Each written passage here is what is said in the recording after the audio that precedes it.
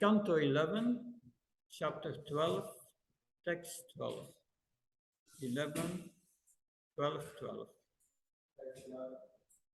Canto 11, Chapter 12, Text 12. Om Namo Bhagavate Vasudevaya. Om Namo Bhagavate Vasudevaya. Om Namo Bhagavate Vasudevaya. Om Namo Bhagavate Vasudevaya. Om Namo Bhagavate Vasudevaya. Om Namo Bhagavate Vasudevaya. Nainam Namaskrityam. Naram Cheva Narottanam. Devim Saraswatim Vyasam. Tato Jayamudiyaya. Nastavesya Bhakteshu. Nityam Bhakta Sevaya. Bhagavati Uttamaśloke. Bhakti Bhakti Naistike. Srimad Bhagavatam 11, 12, 12. Tanavadim Mayanusanga Padam.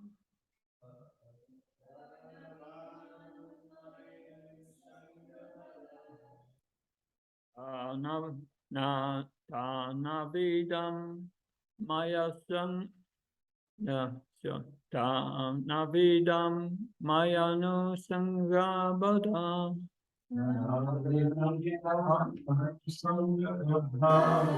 Diyasvamatmanamadastatedam.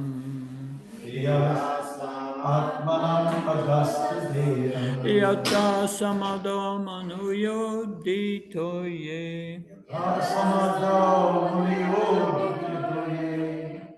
Natya pavishta ivanamarupe.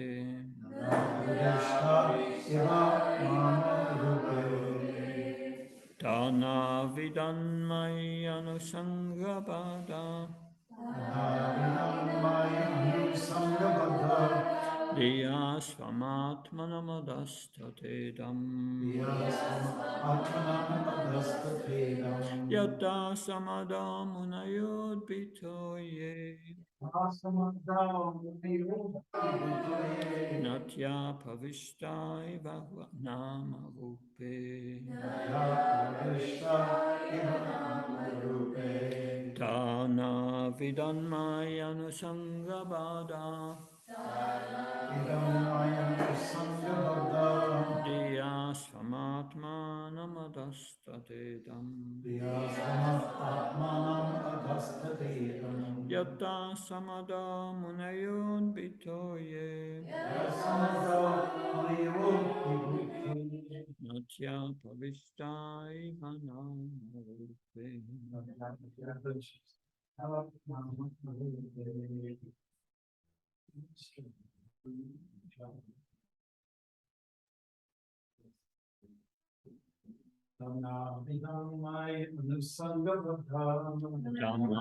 Dhamma anusangabhada. Diya svamatmanamadastatedam. Yata samadhamunayodbhitoye.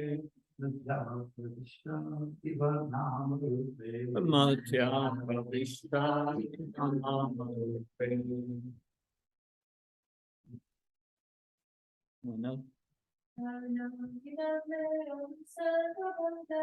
Dana vidanmaya anusangabhada. Diya svamatmanamadastatedam.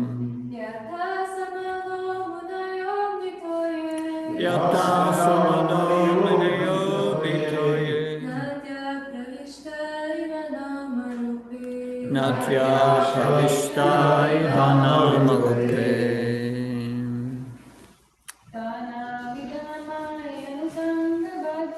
Tana Vidonmai Anusangabada ध्याये स्वान् आत्मानाम् अदासतातिदेमे Tiya Swamatmanamadasadedam यथा समाधौ मुनयो पतितो ये Yata Samado Muneyo Patitoye नद्या प्रविष्टा इव नामरूपे Natya Pravishta Iva Nama Rupe.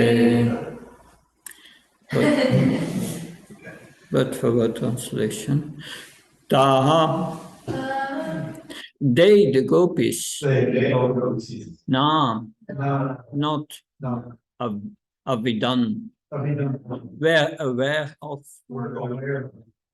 my, in me, anusanga, by intimate contact, Oda, bound up, diyaha, their consciousness, swam, their own, atmanam, body or self, Adaha, something remote, tata, thus considering, idam, this which is most near,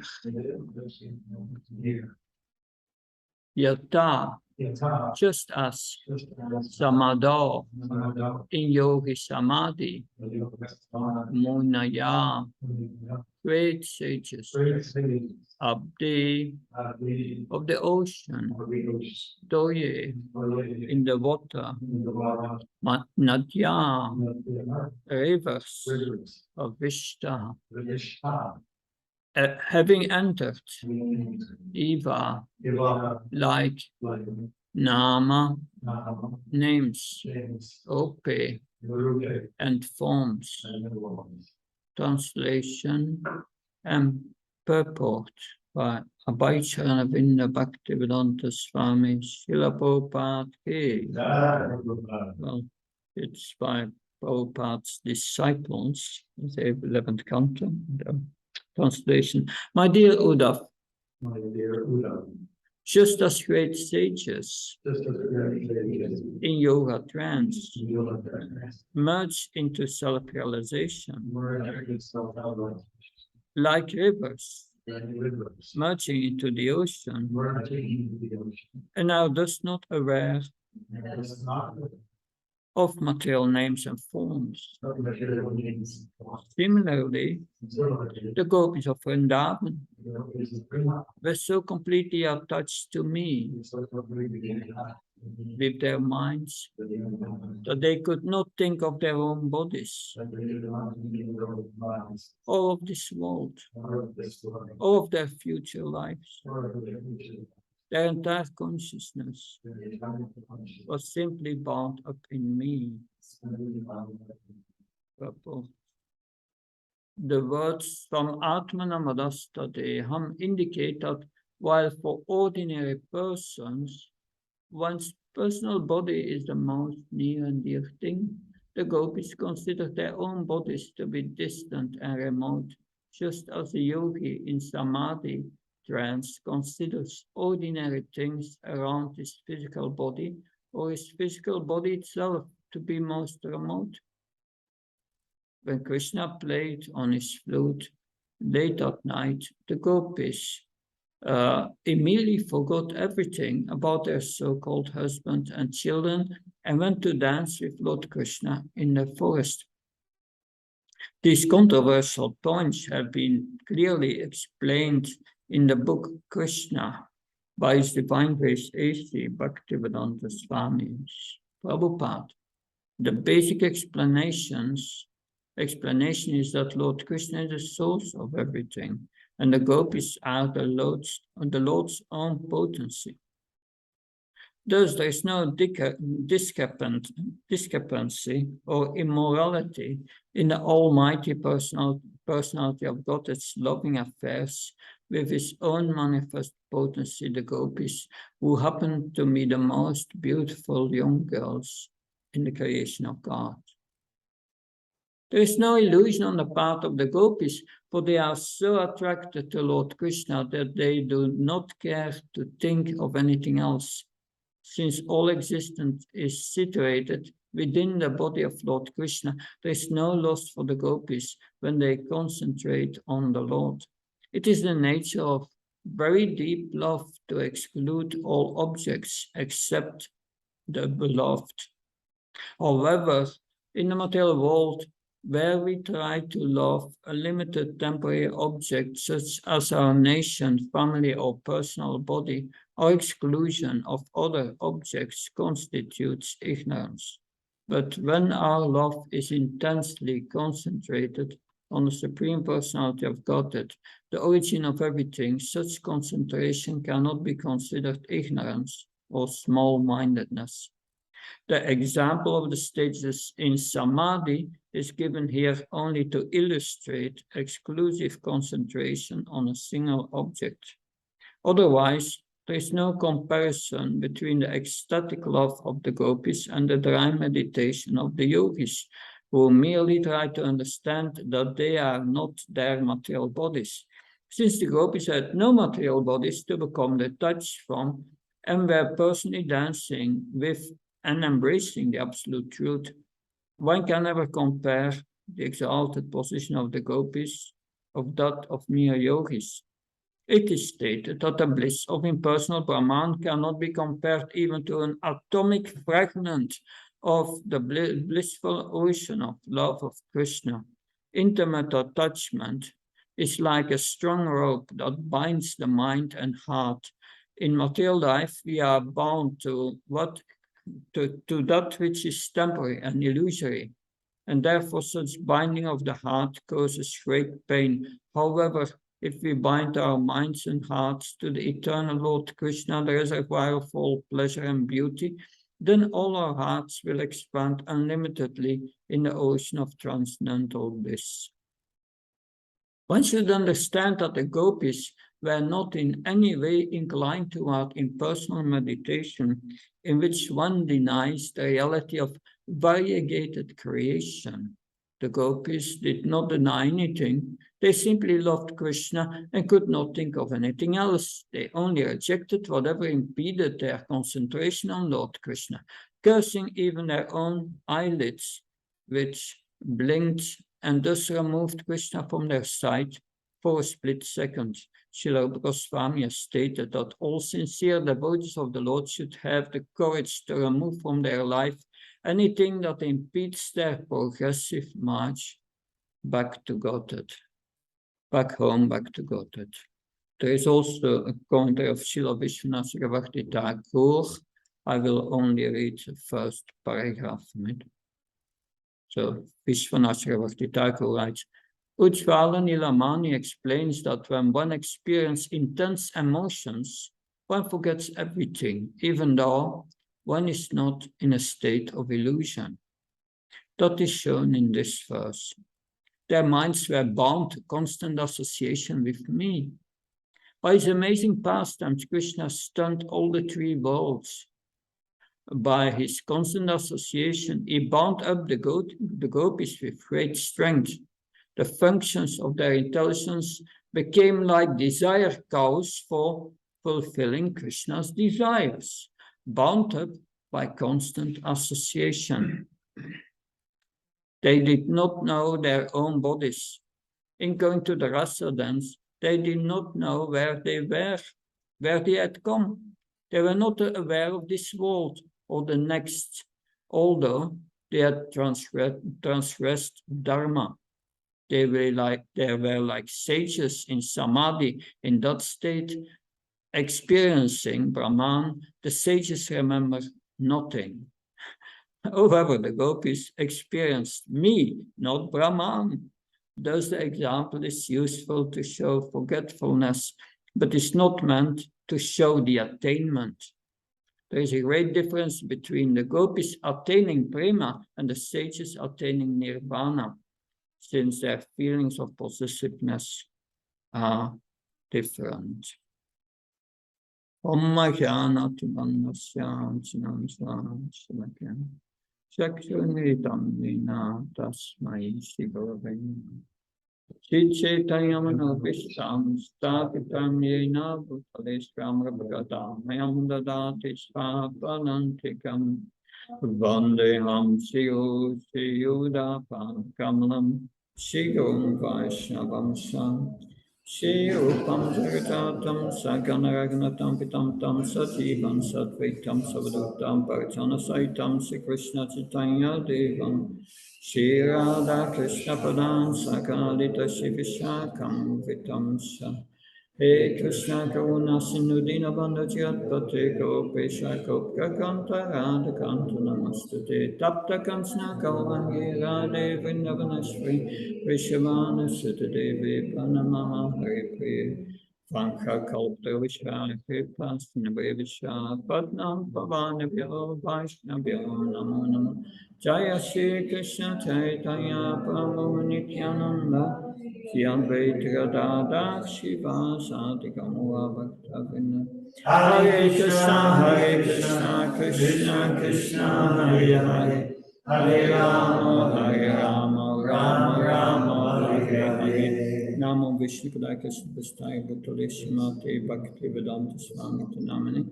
Namaste Saraswati Devi Gauravani Pacharini.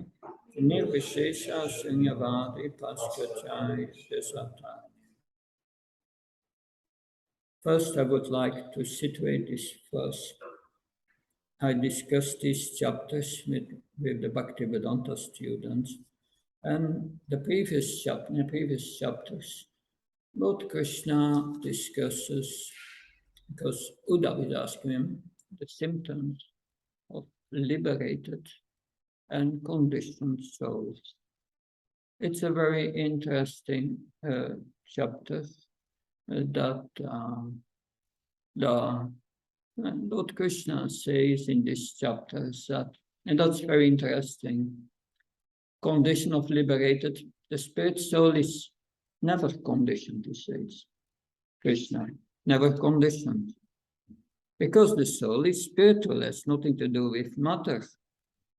But Krishna says it's the consciousness, the pure consciousness from the soul which is contaminated. And by that, one identifies with the body, one thinks one is the body. That in these chapters before, Krishna explains also the process to become liberated. And that is factually, he explains factually devotional service as the process to become liberated. But then after explaining so many points about liberation and being conditioned and the symptoms of a liberated person.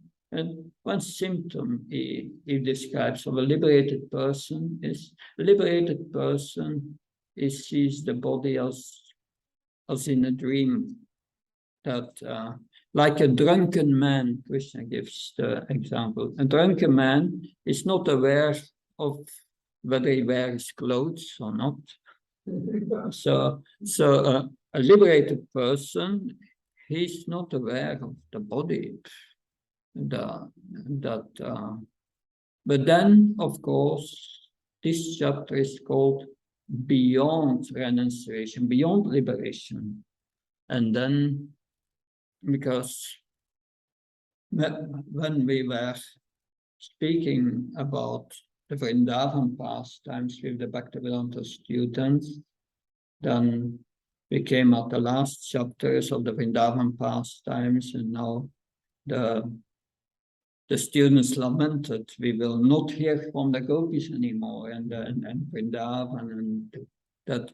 But no, that it's this Vrajavasis are in Krishna's heart, and he must tell it to Uddhava.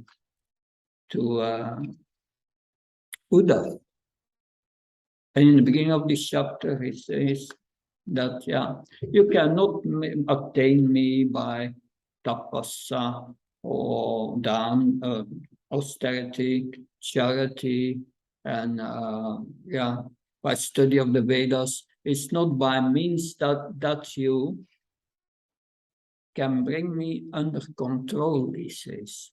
And that's already a hint in the beginning of this chapter, that what's the quality of Vraja Prema is that it brings Krishna under control.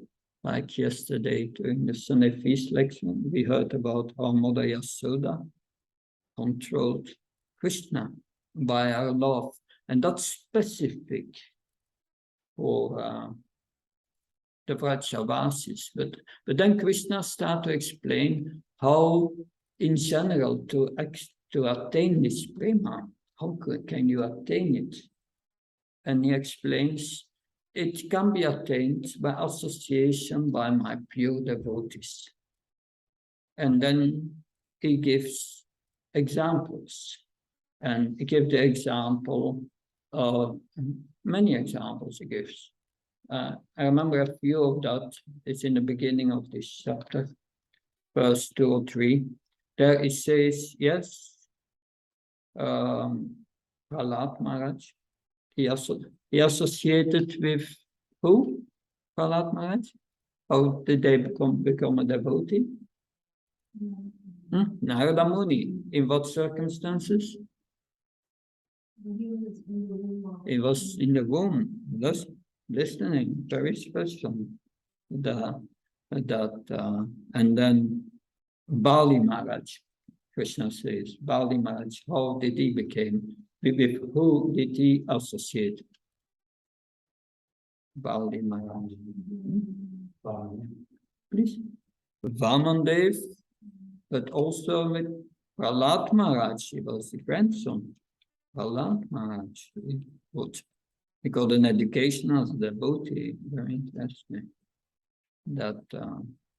And then Krishna tells also, he gives also the name Vibhishan. Who was Vibhishan?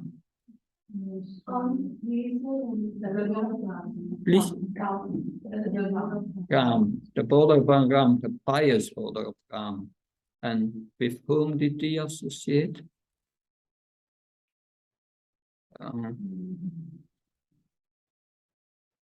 With Hanuman, with Lord Ram himself.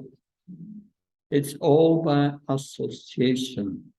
That's the first thing Krishna explains. And now we come to this chapter, which explains the consciousness of this most elevated devotees of the gopis, that they knew only Krishna and they forgot everything else. Therefore, in Montreal, the deities are called Shishirada Manohar. What does Manohar mean? Yeah, it steals the mind of his devotees. That in Sanatan Goswami has written a book called Brihad Bhagavatam Rita.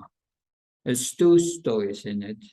It's Narada Muni searching for the most perfect devotee, and on the other side, there is the story of Gopkumar. Gopkumar going back to the spiritual world. He goes many lokas. Yeah, it goes to a whole. Because originally he's in Vrindavan, and he takes initiation from Vaishnava Guru, who gives him the Gopal mantra. He started to chant his Gopal mantra, and he goes from one place to another. And he becomes Indra, he becomes Brahma. It's a whole story. He comes then in the Brahma Jyoti, he meets there he meets Sadashiva. Sadashiva is the origin of all other Shivas in all the universes, but there's a difference because the Shivas in the universes, they are Shiva Tattva, special category, but Sadashiva is Vishnu Tattva. But anyway, he comes in the Brahma Jyoti and he sees this light. He cannot see anything. And but suddenly he hears kirtan. Hare Krishna, Krishna Krishna, Hare Hare, Hare Rama, Rama Rama, Hare Hare. And in the Brahma Jyoti, you have, it's described in Bhagavatamrita, there he sees Lord Shiva sitting on his bull with all his followers, and they are all chanting the holy names of the Lord, because the Acharya says Lord Shiva does that to liberate all these impersonalists who are merged with the Brahma Jyoti, to give them a chance. And but then after that is coming at the gate of Vaikuntha, and there he sees a full-armed form coming out on a chariot, and he thinks that is Lord Narayan, and he starts to offer prayers to Lord Narayan. But it was a resident of Vaikuntha, because all the male forms have the same form as Krishna. And there he put his hands, this man of Vaikuntha put their forearms. So two hands he put on his ears. No, and with his other hands he said, no, I'm not Lord Narayan. But because how can you understand the difference between Lord Narayan and the residents of Vrindavan? They have the same form. What's the difference? Who knows? Yes? Krishna has a white hair on his chin. Yeah. And he wears That's too bad. You very good. You have read the Bhagavatam. That's very good. And then he enters Vaikuntha, and he becomes attracted to Lord Narayan, and everyone serves Lord Narayan and praises Lord Narayan with beautiful prayers, flowers, and it's a fantastic atmosphere. But still, Gopa Kumar does not feel at home. And then Lord Narayan, he knows the heart of Gopa Kumar, because Gopa Kumar is attracted to the Lord in the form of Krishna. And when he sees Lord Narayan, his mind is so absorbed in him, and he thinks of Krishna, of Gopal, and he starts to jump up and start to shout, Gopal, Gopal, Gopal, and all the residents of Vrindavan, of Vaikuntha, with forearms, they come around him and say, oh, cool down, we don't worship the Lord like this here. This is the Lord of the universe, the source of everything, our reference. But Lord Narayan understood the heart of Gopa Kumar. He took the form of Krishna for a few moments. But still, Gopa Kumar did not feel at home in Vaikuntha. And he met Narada Muni there. And said to Narada Muni, yes, you must go to Goloka Vrindavan, the highest planet. But you cannot go from here. You must go back first to Bhumi Vrindavan. So he follows Narada's instruction, and he comes back to Bhumi Vrindavan, where he started. And he was constantly chanting the holy names of Krishna. He was in Vrindavan. And suddenly he sees Krishna. And he starts to run towards Krishna. But Krishna disappears in the forest. And he runs, and he becomes tired, and he comes out to Yamuna, and he falls into the Yamuna. And a few moments later, He's in a spiritual viman, a spiritual airplane.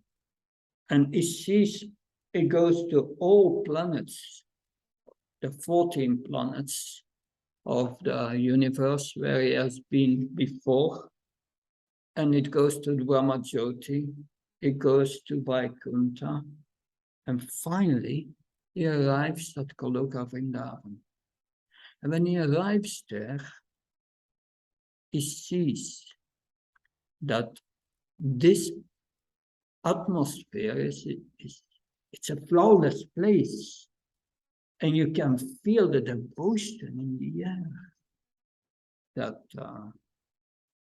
And then he saw some gopis, and because he was thinking, this looks like the earthly Vrindavan. That because he is from Mathura, he knows Vrindavan.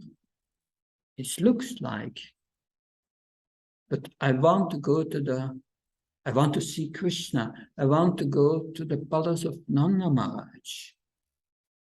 So he tried to contact these gopis, but it was not like they didn't see him. And because it was during the daytime, and Krishna was herding the cows. He was herding the cows. He was going to come back more or less in the afternoon. And the gopis in the morning when Krishna leaves for Vrindavan, that's the whole thing before Krishna leaves, that's so beautifully explained in many of the scriptures, that because when he leaves, the gopis, they are looking at Krishna when he stands before the house, going to the forest. There are many gopas, hundreds of them, with Krishna. And Mother Yasoda comes out and says to Balaram, you should walk before him, that Krishna, to protect Krishna. And another devotee, she said, yeah, you should walk behind him. And she gave Sudama, I think, she gave him a special sweet for Krishna, if Krishna would be hungry. And Mother Yasoda said to Krishna that in the forest, it's so, there are so many sharp stones and thorns. Why don't you wear shoes? I have shoes for you. And Krishna was saying, no, I don't wear shoes. Also, the cows don't wear shoes. If the cows do not wear shoes, I also don't wear shoes. So unless you give cows shoes to all the cows, I will not wear shoes. So, how many cows does Nanda Maharaj have? 900,000. 900,000. How many shoes? Multiplied by 4. So Mother Yasoda gave up. Okay. But the gopis, they are in the forest, in the between the trees, and they are looking at Krishna from the corner of their eyes. Because social convention does not allow to look straight to boys. That was not, but from the corner of their eyes. And they see how Krishna leaves for the forest. And Krishna takes their mind with them. So when Gopkumar arrived, he tried to contact them. I said, who? But they didn't see him. And that's described, this yoga trance is described here in this verse, that their mind could not think about anything else than Krishna. They forgot their bodies, their family, their social situation, everything. So attached to Krishna. So Gopkumar became hopeless. He said, well, what to do? How do I cannot contact them. But then there was an elderly gopi. The elderly gopi, Purnamasi, she's Yogamaya. And she felt compassion with Gopkumar and showed them the way to Nanda Maharaj's palace. But then he comes at Nanda Maharaj's palace and he has another experience, extraordinary experience, which is in agreement with that verse. He sees before the house, before the palace of Nanda Maharaj, all these elderly gopas, Mother Yasoda, Nanda Maharaj, they are standing there like statues, not moving. And also, Gopkumar thinks what's going on. He looks at them like statues, and he sees their eyes are fixed on the horizon. And he looks at the horizon, and suddenly he sees all over the horizon clouds coming, clouds everywhere, dust clouds. And then a little later, he starts to see within these dust clouds cows. He sees thousands of cows coming. And then a little later, he sees in front of these cows cowherd boys. And then he sees Krishna. And when he sees Krishna, he starts running towards Krishna. And Krishna sees him and starts running towards him. And when they met, they embraced each other. And Krishna said, "Oh, Svarup, where have you been all this time? I missed you so much." So Svarup was the spiritual name of Gopkumar. And he had a direct relationship with Krishna. He was a family member of Srimati Radharani. But when Krishna embraced him, Gopkumar fell. Well, Krishna fell down unconscious, out of love for his devotee. And then all the gopas and all the gopis came standing around. And one gopi said, "Who is this new cowboy?" Krishna is fallen, unconscious. Maybe he has been sent by Kamsa. So, Goloka Vrindavan is a little different from the Vrindavan pastimes 5,000 years ago. Because in Goloka Vrindavan there are no demons. There's only a rumor that demons are coming. But then Balaram comes and sees Krishna, and he says, yeah, he knew what's going on, and said, chant Krishna's names. And they start all to chant, to do kirtan, and Krishna opens his eyes. But these are pastimes given to us, described by Sanatana Goswami. I tell this history too, because when I read this verse, it reminded me to that. It's also the favorite, it was the favorite book of Bhakti Charanaj, that he told us, that Sanatana Goswami read Bhagavatamrita. But yes, this is described also in Bhagavad Gita. How can we come to that point to fixing our mind always on Krishna? That's called samadhi here. Which is a higher samadhi, dan the yogis what they nirvana. Nirvana, we realize we are not the body, that's all. And it is peaceful. But we are beyond nirvana. That it's not the purpose to become peaceful and to empty the mind. No, spiritual life means connecting our mind with Krishna.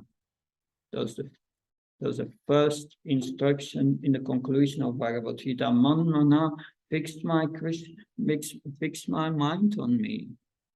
And in Bhagavad Gita it is said, yes, that starts with Vyavsatmika buddhi ekana nandana. Use your intelligence to fix your mind on Krishna. And how does that start? Srila Vishwanath Bhakti Thakur in a purport explains that this Vyavsatmika buddhi, this one-pointed intelligence, means following the instructions of the spiritual master, because that will lead us to this man mana, always thinking of Krishna. Because a few verses later in Bhagavad Gita, Krishna wants Bhogashvarya Prashaktanam Naya Parita Shetasham. If you are too attached to things in this world for sense gratification, this samadhi will not take place. So we must do two things. Try to giving up the most gross sense gratification, and engage in devotional service, chanting and hearing about Krishna. This hearing or seeing the same that on the spiritual platform. If we hear about Krishna and we become absorbed, we can come to this point of always fixing our mind on Krishna. Because why can't we fix our mind on Krishna? That reminded me of Prabhupada, who somewhere in America, I read it, but I don't have the exact reference. But he gave a class in the morning, and a devotee asked Prabhupada, do you have lust in your mind? And Prabhupada said, yes. Interesting. Of course, Prabhupada's heart was pure. But then a few hours later, Srila Prabhupada was going to another temple. I was going outside and the devotee who asked that question opened the door for Srila Prabhupada. And Srila Prabhupada said, yes, I've lust in my mind, but I have no time for it. So that's a good instruction, that if we are not engaged in devotional service, then our mind will engage us in things in this world. And that becomes really, then we deviate, we become under the grip of the illusory energy. But yes, these gopis are on the highest level. And they did not identify with the body. Them, because it's mentioned in the purport, they did not have material bodies.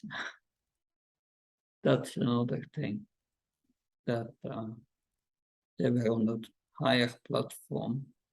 But we have material bodies, and we need to take care of the body. So some level of body consciousness is there, but it's explained in the Bhagavatam that one should live a life for higher thinking, and fulfill the basic needs of the body, what's needed. But further, we engage in devotional service, and we fulfill the needs of the body in a Krishna conscious way. That's called a lifestyle. This lifestyle, Srila Prabhupada says in Bhagavad Gita, we should organize our lives, that we cannot do anything else than 24 hours a day thinking of Krishna. And that requires guidance, then trying to live that lifestyle. So devotional service is not just philosophy. There is a very practical side. We have two parts. We have Bhagavad Vidhi and Pancharatha Vidhi. Pancharatha Vidhi is related to the lifestyle. That's a big subject matter, but I like also to speak sometime maybe on the Pancharatha. That it's very beautiful, very practical. Good. Any questions? All right. Just we were talking about Bhakti Vedanta students. Yep. Where do you work? I'm teaching for the Vrindavan Institute for Higher Education, the Bhakti Vedanta course. And I'm also teaching for the Mayapur Institute, also the Bhakti Vedanta students. And that means from the 7th canto till the 12th canto. So I prepare big parts from that, and you have to go deep because you need to explain it. And I'm just trying to do my best. Yeah. Yeah. Okay. Yes, please. So, like, I also read, like, that everyone should honestly focus on Krishna. But I find that, like, certain activities for different people makes it easier for them to concentrate their minds on Krishna. But that being the case, should we focus on these activities, or should we make efforts to feel the same way in any activities that we're doing? Yeah, there are two kinds of activities in the beginning.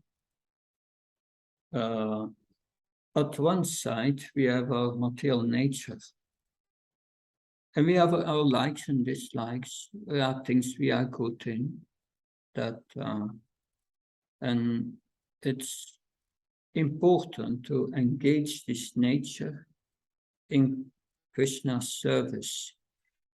And that's Srila Prabhupada calls the dovetailing technique. Like in carpentry, you have two pieces of wood, one piece, things are coming out, and in the other are holes, and it's fitting perfectly.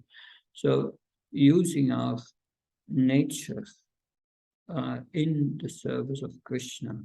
And that brings up also, this is one of the functions of the Guru, Shiksha Guru or Diksha Guru, doesn't matter, but they help us how to engage our nature in the service of Krishna.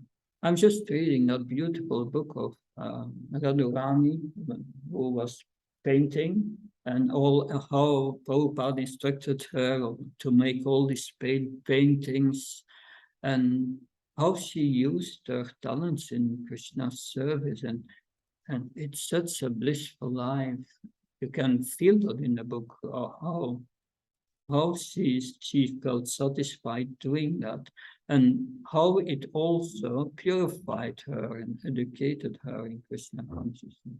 So the whole so-called material activity becomes a blessing in Krishna's service. And it's important to find, everyone has to find his ways, like you can also see that many times in someone's astrological chart. In my astrological chart, I've in Sagittarius, Jupiter, and Saturn. Jupiter means the teaching, and Saturn means renunciation. And in my 5th house, there I have Mercury in his own house, means great intelligence. So I use my intelligence for teaching renunciation of Krishna consciousness. And that's the only thing what goes for me in my teachings, in my life as a devotee. That works. The preaching and the studying, I feel good in it. I tried management, but it doesn't go. I can manage, but better in a secondary position, not in a first position. So this is the nature you have acquired, and it's for everyone different. But yeah, does that help? Okay, something else? Good, thank you very much. Thank you so much. Yeah, Shantara Srimad Bhagavatam ki.